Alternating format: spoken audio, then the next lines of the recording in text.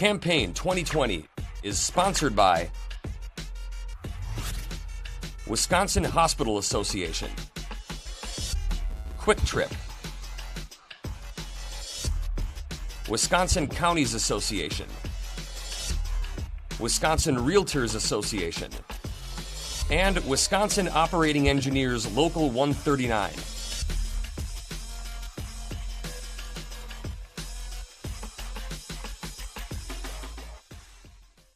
Gary Will of Ripon is a Republican candidate in the 41st Assembly District. The primary is August 11. Gary, welcome to WisconsinEye. Thanks for having me. I enjoyed meeting with you this afternoon. What do you consider to be the top issue in your campaign, Gary? The top issue, I believe, is going to be getting somebody in the office that has some experience and somebody that's going to work with the people back home here that, that's where my experience, I think, will tie in with a lot of my local government experience, elected official experience, to help our communities back home here. The 41st District is a rural district here, and a lot of farms and small businesses and stuff like that. So I think somebody that people can talk to and will listen and, do the majority of the work for the people back home that benefits them and their families is the biggest thing, I think. Well, you're a former Ripon mayor, and you're now on the Fond du Lac County Board of Supervisors? Affirmative, yeah. I was mayor of Ripon from 2010 to 2020 and decided not to run anymore for that. I was first elected to the Fond du Lac County Board District 2 Supervisor in 2012 and just re-elected this spring to my 5th term there. So I had 5 two-year terms as mayor of the city of Ripon, and I just started my 5th two-year term on Fond du Lac County Board. Wow. You have a working knowledge then of property taxes. Wisconsin has high property taxes, and Yes. Because of that, there are caps and limits on property tax levies for local governments. I guess my question is, if you're a member of the Assembly, do you think those caps and limits on property tax levies should be continued, Gary? Well, I think there's more discussion that would need to be had with that, whether they stay in place or whether you remove them. And, it's going to depend on if you remove them, what happens if you remove them? What can the communities do? Because myself, I'm sitting here in my home right now in Ripon. My house is about 950 square feet. My property taxes are about $2,500 a year. My city portion is only about $890. So I get a lot of services out of the city of Ripon for the taxes I pay. So I think education with the public, because when everybody gets their tax bill, they see their tax bill, and it's usually the taxing jurisdiction that sends out the bill gets the heat from the taxpayers. And I think, people, if they understand what they're paying for and what it's going for, it's a lot easier a burden for them, easier pill to swallow, if you will, if they know what it's going for. But when they see a tax bill, and mine is relatively low because my house is small, but I think it's high compared to the size of my house. When people are paying $5,000, $6,000, $7,000, $8,000, and you think it's all going to the city of Ripon or the city of Fond du Lac or the city of Madison, whatever have you, and I understand there's a lot of people who pay a lot more. If they don't see the breakdown, we've done a really good job over the years in Ripon here, letting people know. We even break it down further and let them know what percentage of that $800 some in Ripon is going for public works, for police protection, for fire protection, for sewer and water. So I think education would be key to having a further discussion on the levy limits or not. Now, fortunately in Ripon, we've been really blessed the last probably 5-6 years. We were number 1 in net new construction in our county, like 4 of the last 6 years. And that has allowed us to increase a little bit and not feel the burn as much as some of these other smaller communities. But we need to help out our small communities, but we need to make sure we're fiscally responsible too. And it doesn't get out of hand and out of control for businesses and for residents that live in their homes that can't afford it anymore. Well, look, to ease some of the local government's reliance on the property taxes, is it time to consider alternative sources of revenue, maybe broadening the 5% sales tax to now exempt items and services? Well, what about this? What about letting villages and cities levy their own half-cent sales tax? Is it time to consider some different revenue options for local governments? I don't necessarily know if I'd go that far yet with letting the local, letting everybody do whatever they want individually. We do have in Fond du Lac County, I'm county board supervisor, we do have the 0.5% sales tax there. Yep. And I think, there's probably some programs and ideas that we could do to improve with the 0.5% sales tax programs. I think every county in the state except 5 have the 0.5% sales tax. 2 of them just adopted it, so we are down to 4. Excuse me. Oh, awesome. Thank you. So, there could be some flexibility there with the counties working with their local municipalities in their county and jurisdiction there before we maybe take that next step. But yeah, I think it's time. We just did our recycling this last year, because that was lumped in with our general tax levy, and we can't do garbage yet because there's a restriction on the state with us, doing the garbage separately and privatizing it. If we can privatize it, but we don't get any relief on our property taxes. So we'd have to reduce it in order to put that as a separate fee. And there again, if people know specifically, like in Ripon, it's lumped in with our general fund. And a lot of other towns and municipalities, they already are paying a separate fee for that, and they understand that, know that. But people that, if you're trying to bring change to them and they don't understand, that's where separating stuff out and letting people know that what's tangible and what are they paying for and what are they getting for it. I think education all around with taxes would be a good, product to share with the general public out there, no matter where we live in the state, because everybody just sees that one big bill and they get a little bit upset about it every time that comes due. Let's talk about state government financing. If the governor's right and we collect $2 billion less in taxes because of the COVID pandemic, you're sitting in the assembly, you got a tough choice. Do you cut spending, or do you look for tax increase and fee increase to offset that revenue loss? I'm a guy that always likes to look at everything, and I'm pretty creative with no matter what it is in life. So I wouldn't do one or the other until I have all the information and gather the data to see what we can do. I know we had talked at the county level. We thought we were going to be low with our 0.5% sales tax too.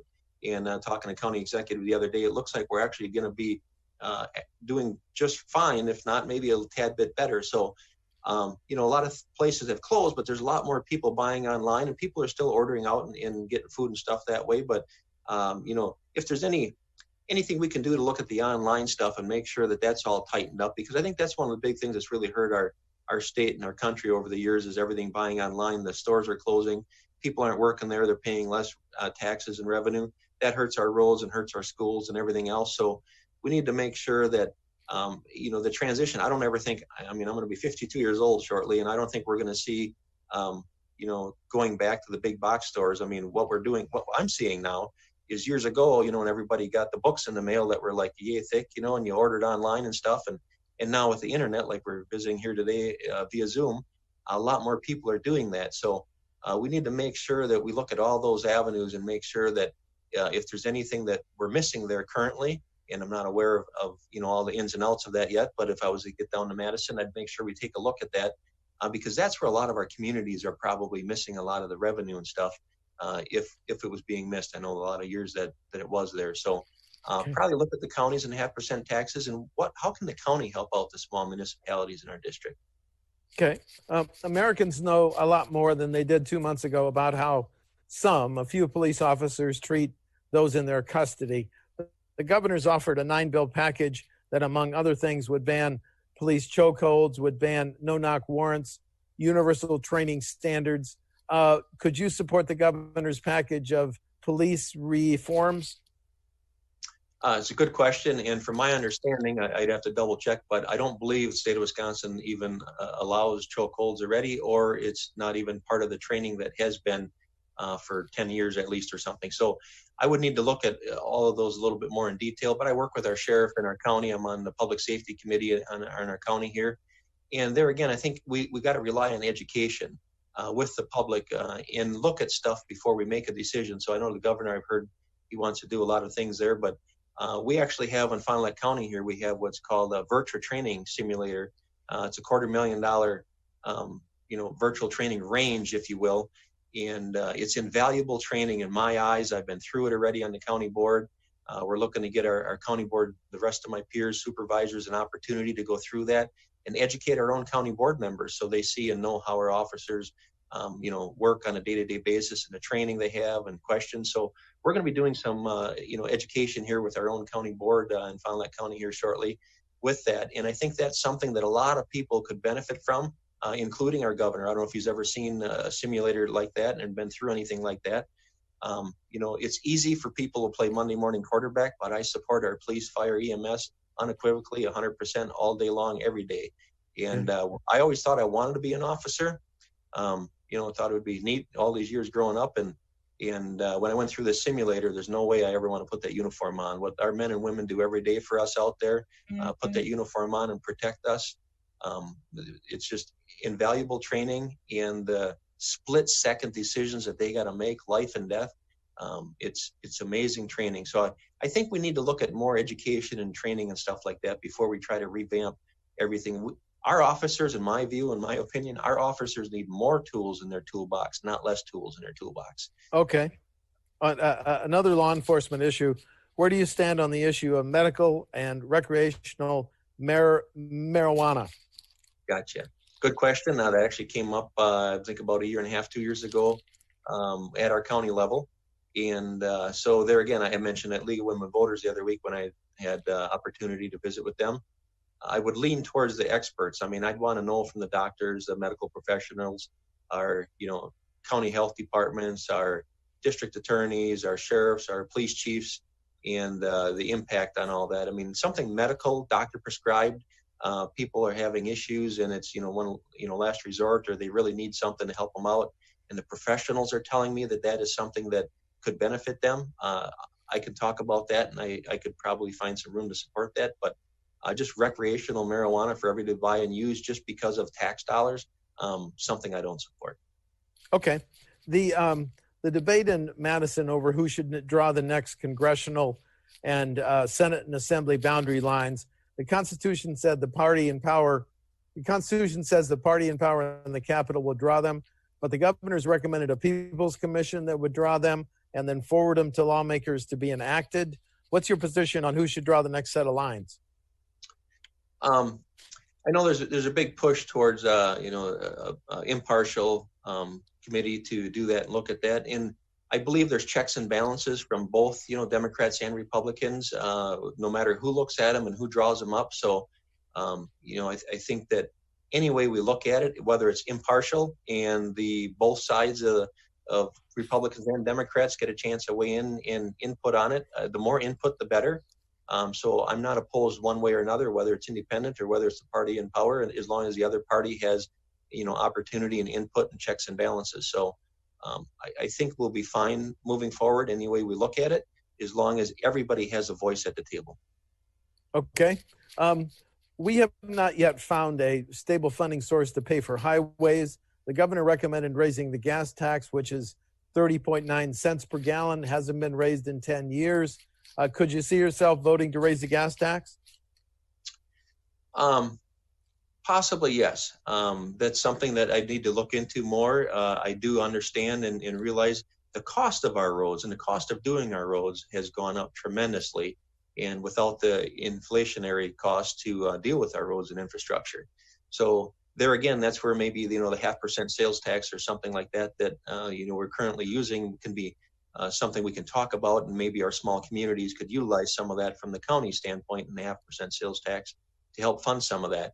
I myself just bought a hybrid last fall, and I'm not too happy about getting nicked an extra $75 on top of the increase everybody else had. Mine it's used. It was a 2014, and mine, however, I can plug in also, and I don't have to, but I can. And I'm not getting a discount on my electricity bill when I plug that thing in every night. I don't think it costs that much. I haven't noticed a lot, but every time we turn around, we've been told to be more efficient. I mean, I'm going to be 52, so I've heard it for many years, be more efficient with everything, this, that, and the other thing, your house, your windows, your insulation, and your cars, and yet everything else goes up, and we turn around, and at the end of the day, you and I, Steve, have less money in our pocket than we did 10 years ago. Yeah. And so, however, we do got, better windows in our house and everything else. So I think it's something to look at. I got some other ideas and suggestions there with that we could look at and probably even talk to the federal government about, Steve, because, we live in Wisconsin, and in the northern hemisphere of our country, we have a lot of snow plowing that we have to do every year. We have a lot of salting we have to do every year, and a lot of road maintenance with the freezing and thawing and stuff. So I would be really open to having a conversation with the federal government and the federal tax dollars that we get for roads and infrastructure that we have to spend up north just in plowing and salting every year, where they don't have to do any of that down south. So I'd probably be looking at all avenues and maybe there first versus the state level. Okay. The pandemic has hit the economy, which means less tax collections. but more demands on healthcare services. We've seen now the hospitals on the front lines of fighting COVID, both in Wisconsin and nationally. If you're in the assembly voting on the next state budget, should hospitals be a greater priority in that spending budget than maybe they are this year? I looked at that question earlier, Steve, and one of my thoughts, first thing came out of my head is competition. And I'm not happy with our healthcare system because my day job, I have health insurance and I have to pay additionally above and beyond what the company pays. And I have a $6,500 deductible and I have about $12,000 out of pocket every year. So I have insurance, and unfortunately, I can't even afford to use it. My wife went through breast cancer 7 years ago, and we're still trying to play catch up. Every time we think we're getting ahead, we got to play catch up. So our health system really needs to be looked at and really needs to be addressed with that. And when I was thinking about this question, I look back to, the farmers. It was either go big or they had to go out of business because, the competition just was drowning our small farmers and stuff. And I kind of think the same thing with the clinics and doctors and hospitals, and the hospitals are getting bigger and bigger. And therefore the intermediate ones were, they were not competitive anymore and they couldn't compete. We have a place just between Ripon and Green Lake here, Doc Willett over there, and he does a cash deal basis. We have a couple other ones. There's some small down by the Amish on the southwestern part of Green Lake County down there where you can go in and utilize services there. So we need to certainly look at that. We need to certainly look at how everybody can have affordable health insurance. I've been dealing with this for my whole life, and something that I'm not happy about, and whatever we can do to make a bigger benefit and impact on the majority of the people. Do we need a law that said businesses that have followed the COVID-19 guidelines for health and safety, they would be exempt from frivolous lawsuits? Yes, amen. Yeah, we can't. Our small businesses are burdened enough, and even with this COVID situation lately, I mean, I don't know if there's anybody that you could talk to nowadays that doesn't know a business that is either hurting or possibly even closed, wherever they live in the state or the country, and it's unfortunate. So yeah, I mean, we don't need any undue burden or people suing. I've said this probably 20 years ago. Our country's been way too sue happy for every little thing, and it's really affected our businesses and our small towns and communities. And yeah, so I mean, definitely can't have our small businesses worried about being sued every time they turn around. Drawing on your experience as mayor and now a county supervisor, when a local government wants to authorize a public works project, should there be standards and requirements that give preferences to Wisconsin companies? The reason I ask is a study found that in 2015, out-of-state contractors were awarded $72 million in contracts for these public work projects, but that doubled to $146 million in 2018, just 3 years. Should local governments have to give a preference to Wisconsin businesses, Gary? Well, currently right now, everything that we've done lately when I was mayor and we bid stuff out, we always had to take the lowest qualified bidder is what the statute was and the guidelines for us. So, if you don't, you can reject them all and go out to rebid, but we always had to take the lowest qualified bidder. So, given the restraints and the restrictions that especially our small communities have, in the ratio of small communities like I live in versus the bigger cities that you're mentioning with those numbers, I don't know that, but it is probably a lot of the bigger cities where you see that. And I think a lot of smaller communities, which I'm used to with the small local government here, everything pretty much has been local and in-state stuff. So I don't have that much experience with the bigger stuff because I'm sure that was all bigger cities and stuff. But if there's a lot of money that they're actually saving because of that, and they're saving taxpayer dollars, it's the competition I talked about earlier with everything else. We need more competition and more competitiveness, whether it's in state or out of state, so we can save taxpayer dollars and get as much done as we can. Okay, last question. It's an open seat. Do you want to talk about differences between you and your primary opponents? Sure. Yeah. I mean, it's, I did sign a pledge for term limits and stuff, and I'm going to be 52 years old soon. I'm actually the local Culligan man here. I just started 29 years, June 15th. So I have business experience. I've actually run and managed the local business here for 24 years. I have employees that I work with, and I know a lot of people out there that I've dealt with over the years being the Culligan man. So I have experience in that. Grew up years ago. I actually worked on my uncle's farm. actually worked on the farm and did everything we could. Worked on a neighbor farm down the road. I worked at Red Owl Grocery Store years ago. I worked on semis at Flippo and Sons Trucking in Plymouth. Did everything we could, from pulling motors and welding and fixing stuff on semis. After that, I built houses, which is really one of my passions. And that's something, if we can do in the state level too, is help out with housing programs and stuff and get more people to have the American dream. But I've really enjoyed building houses. I did that for about 5 years before I started at Culligan here. So, and then, as I say, 10 years ago, I was elected the mayor of the city of Ripon, and then 8 years ago was the first time elected on the Fond du Lac County Board. So I don't think there's anybody else in the race on either side that has the experience I have, whether it's be business or elected experience in dealing with people and budgets and union negotiations.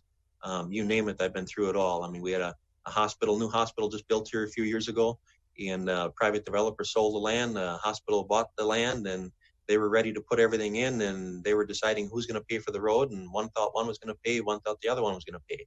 And so the city had to step in and help out with the public-private partnership and get the road done, because we needed the new hospital there. And Alliance Laundry is a big manufacturer in our community here and employs a lot of people. And we worked with them a lot over the years to get businesses expanded and new buildings built on their campus here in Ripon.